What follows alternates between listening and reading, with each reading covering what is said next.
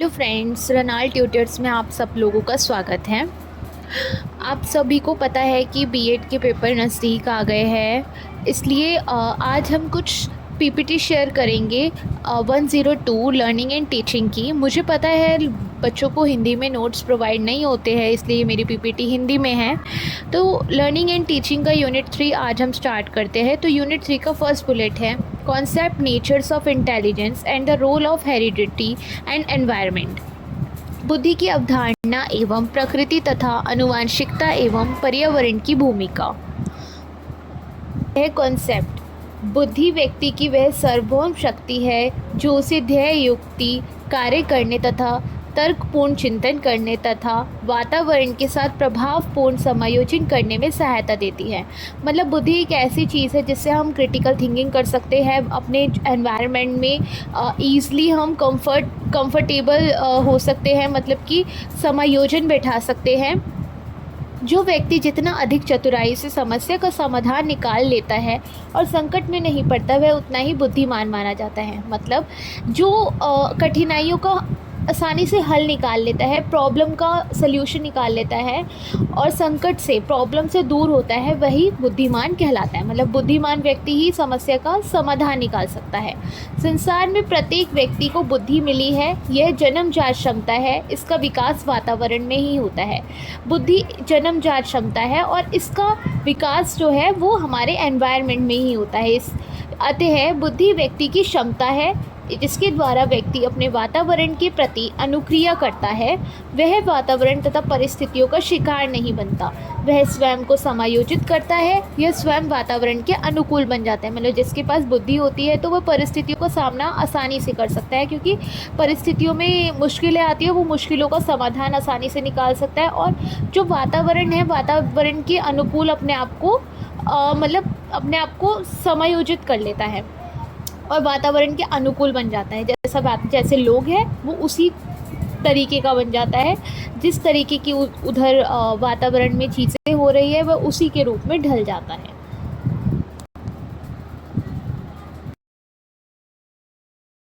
अब हम पढ़ते हैं बुद्धि का अर्थ क्या है। बुद्धि का अंग्रेजी रूपांतरण है इंटेलिजेंस। इंटेलिजेंस शब्द लैटिन भाषा से लिया गया है, जो लैटिन भाषा के दो शब्द, पहला इंटर और दूसरा लेजर से लिया गया है।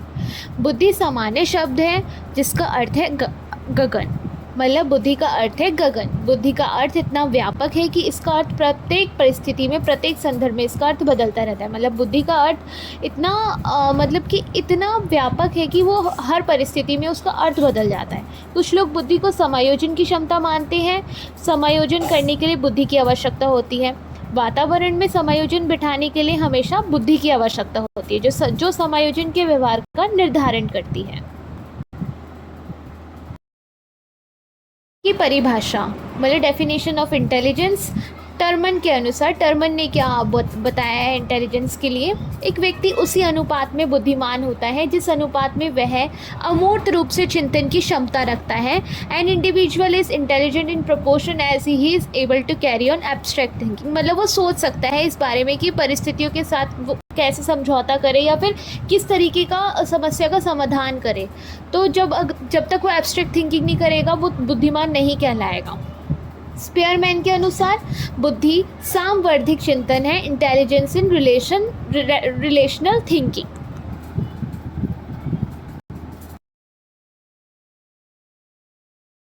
देन हम जानते हैं नेचर ऑफ इंटेलिजेंस, बुद्धि की प्रकृति एवं बुद्धि की विशेषताएं। अब बुद्धि की प्रकृति में आ जाता है बुद्धि समायोजन की विशेषता है, बुद्धि अधिगम की योग्यता है, बुद्धि अमूर्त चिंतन है, बुद्धि समस्या का समाधान है और मानसिक आयु पर बुद्धि। अब इनको हम डिटेल में पढ़ते हैं, आगे चलिए। तो पहला था बुद्धि समायोजन की विशेषता है। व्यक्ति विभिन्न प्रकार के वातावरण में अपने आप को समायोजित करना चाहता है, लेकिन व्यक्ति विभिन्न प्रकार की परिस्थितियों में अपने आप को समायोजित नहीं कर पाता। कभी कभी जो व्यक्ति होता है वो वातावरण के अनुसार नहीं ढल पाता। अतः बुद्धि एक ऐसा माध्यम है जिसके द्वारा व्यक्ति किसी भी परिस्थितियों में अपने आप को उस रूप में ढालने का प्रयास करता है। कभी कभी हम अपने आप को प्रयास करते हैं कि हम उस वातावरण, उस एनवायरनमेंट के अनुसार ढल जाएं। तो बुद्धि एक ऐसा माध्यम है जो हमें इस चीज़ में हेल्प करता है कि हम वातावरण के अनुसार ढल जाएं, उस परिस्थितियों से समायोजित होने का प्रयास करता है। समायोजन की क्षमता ही व्यक्ति की बुद्धि की विशेषता होती है।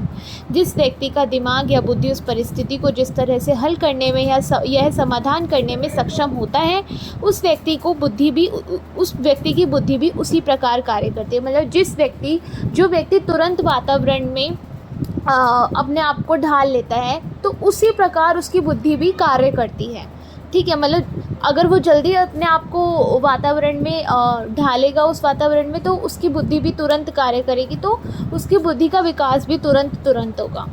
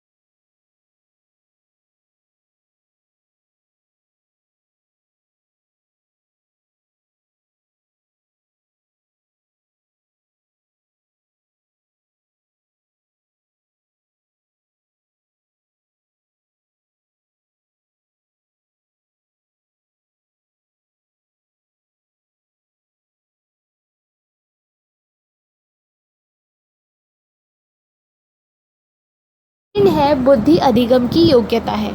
बुद्धि की यह एक महत्वपूर्ण विशेषता है कि व्यक्ति किसी कार्य कौशल को किस सीमा तक तथा कितने समय में सीखता है। मतलब बुद्धि से रिलेटेड यह एक इम्पॉर्टेंट चीज़ है कि व्यक्ति, एक इंडिविजुअल, किसी काम को या फिर किसी स्किल को कितने समय में पूरा करता है या फिर कितने समय में सीखता है। सीखने की मात्रा की अधिकता तथा सीखने में लगने वाला समय की बुद्धि की विशेषता होती है।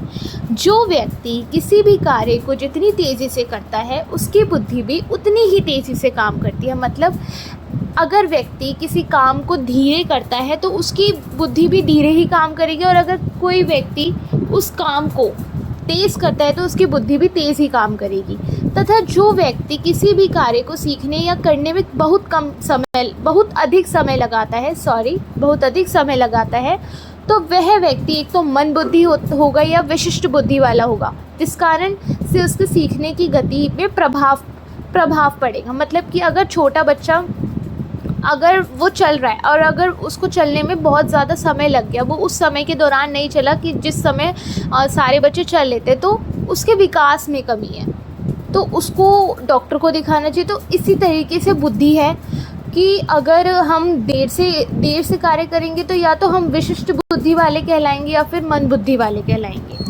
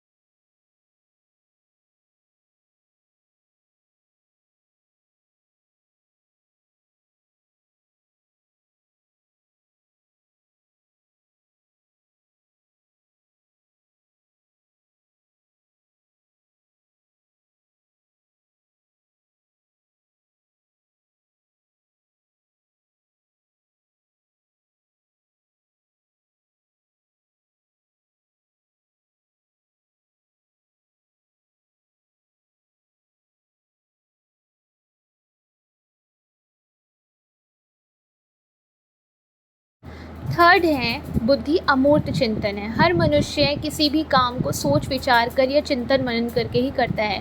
मतलब आप भी अपनी लाइफ का कोई भी इम्पोर्टेंट डिसीजन जो लेते होंगे वो सोचते होंगे, उस पर विचार करते होंगे, फिर लेते होंगे।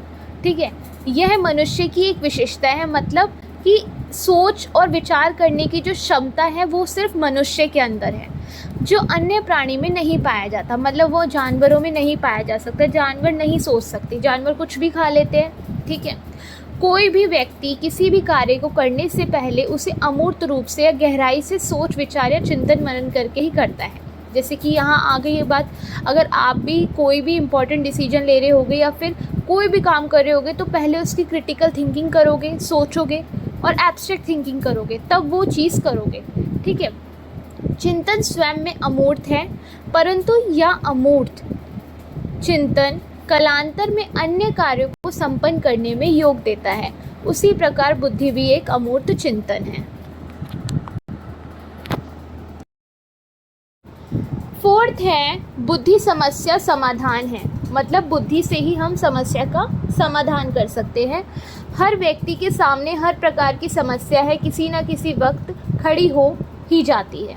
मतलब किसी भी व्यक्ति, कोई भी व्यक्ति हो या फिर आप हो या फिर मैं हो, कोई भी प्रॉब्लम आती है वो हमारे सामने आके खड़ी हो जाती है, जिसका समाधान मनुष्य ढूंढता है। मतलब उसका समाधान सिर्फ और सिर्फ मनुष्य ही ढूंढ सकता है, जानवर नहीं ढूंढ सकते, क्योंकि जानवर में सोचने की क्षमता ही नहीं होती है।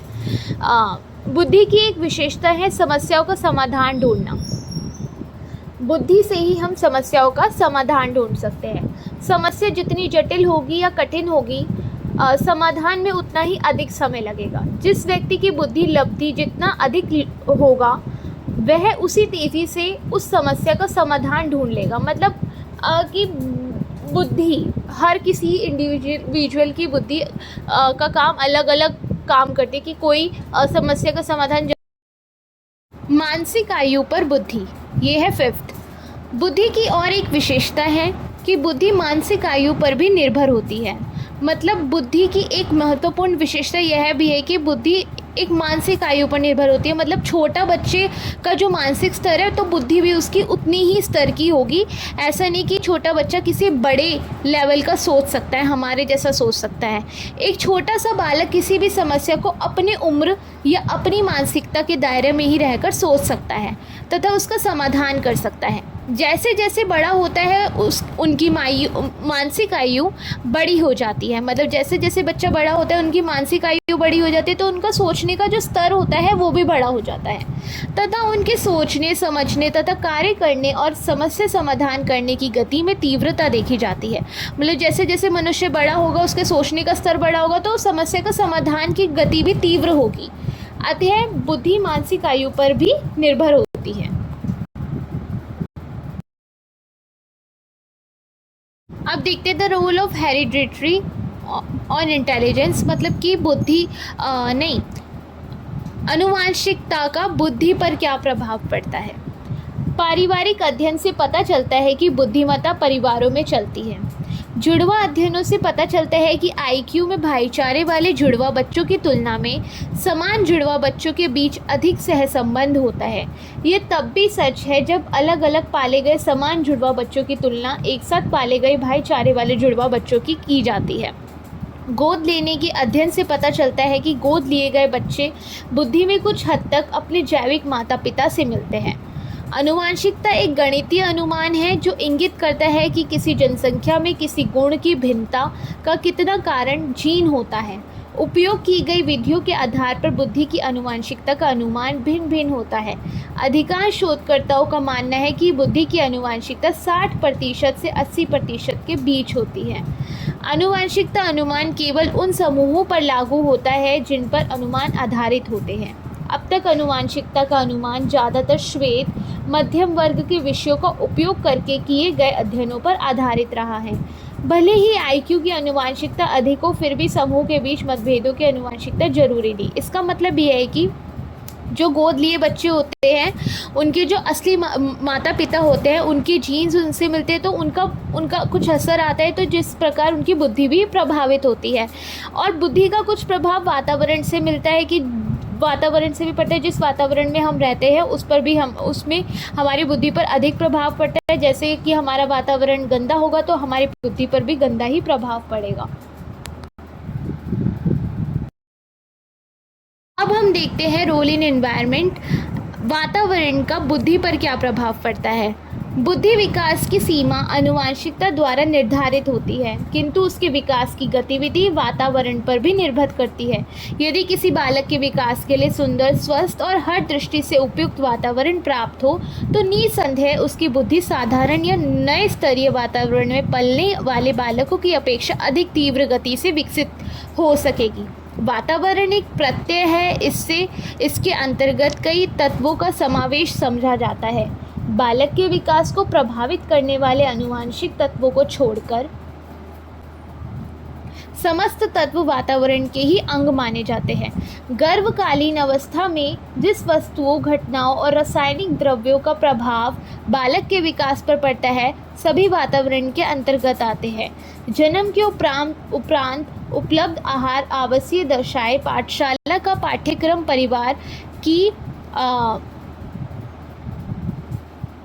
परिवार की सामाजिक आर्थिक स्थिति तथा सांस्कृतिक परंपराएं तो विशेष रूप से बालक के वातावरण का निर्माण करती है। कदाचित इस संदर्भ में सर्वदा सर्वाधिक प्रश्न की घटनाएं हैं जिनका बालक के शिक्षण प्रशिक्षण में सीधा संबंध होता है। एक और बालक की अधिगम संबंधी अनुभूतियाँ, दंड, पुरस्कार एवं प्रबलन की विधाएं है, तो दूसरी ओर उसका आर्थिक शैक्षणिक वचन है, जिसके कारण उसे अपनी आनुवंशिक क्षमताओं के समुचित विकास का अवसर नहीं मिल पाता। मोटे रूप से वातावरण को उच्च स्तरीय एवं निम्न स्तरीय कोटियों में वर्गीकृत किया गया है और बालक के बौद्धिक विकास की गतिविधि पर उनके विशिष्ट प्रभाव का अध्ययन मनोवैज्ञानिक द्वारा ही किया गया है। थैंक यू फ्रेंड्स, मेरी वीडियो को देखने के लिए। अगर आपको पसंद आए तो लाइक कीजिए, सब्सक्राइब कीजिए और शेयर कीजिए, क्योंकि बहुत लोगों के पास हिंदी के नोट्स अवेलेबल नहीं हो पाते और बुक्स भी नहीं मिल पाती। इसलिए आप ये नोट्स शेयर कीजिए अपने फ्रेंड्स के साथ जो हिंदी मीडियम के हैं। और अगर आपको और पसंद आए तो मुझे बताइए कि मैं नेक्स्ट बुलेट पर बनाऊँगी।